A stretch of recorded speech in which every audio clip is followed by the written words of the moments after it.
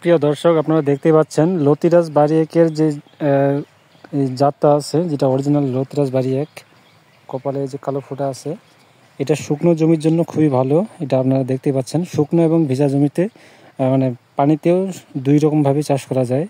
আপনারা দেখতেই পাচ্ছেন এখানে এই যে কত ঘন করে লাগানো হয়েছে, আর গাছগুলোর চেহারা দেখেন কত সুন্দর।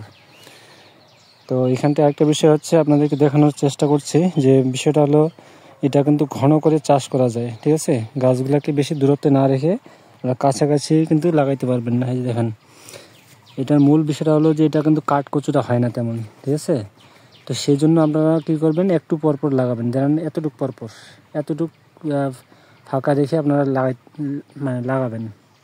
দেখেন, গাছের সংখ্যা যত বেশি, লতির ফলনও তত বেশি হবে, কারণ এটা প্রত্যেকটা গাছের থেকে মনে করেন যে 2-3টা করে লতি হয়, মানে এটা ডগা দিয়ে মূলত লতিরা হয়, ঠিক আছে, বেশিরভাগই।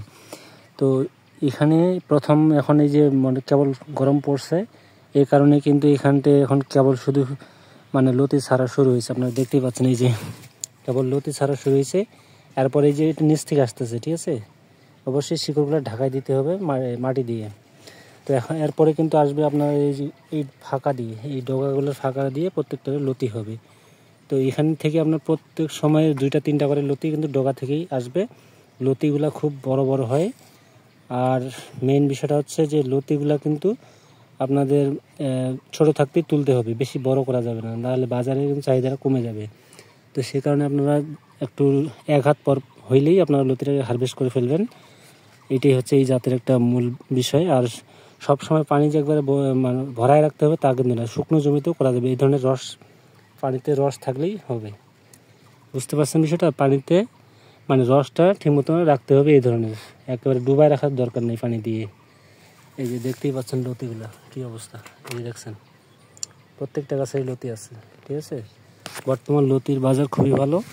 আর গাছগুলোর গ্রোথটা দেখেন, আমার 1 মানুষ প্রায় হয়ে গেছে।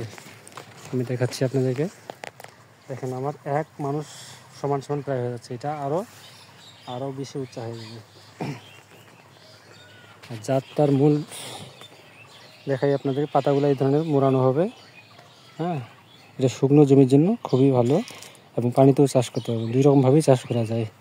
এটাতে খুবই লাভবান হওয়া যায়, জাত খুবই ভালো। এই যে দেখছেন লতি কীরকম লতি আসছে, লতিগুলো আপনাদেরকে দেখাই। এই যে দেখেন লতিগুলোর সাইজগুলো কীরকম, ঠিক আছে।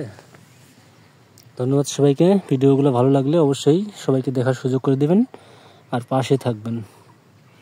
এই ধরনের আপডেটগুলো আপনাদেরকে দেখাবো এই বছর। ধন্যবাদ সবাইকে।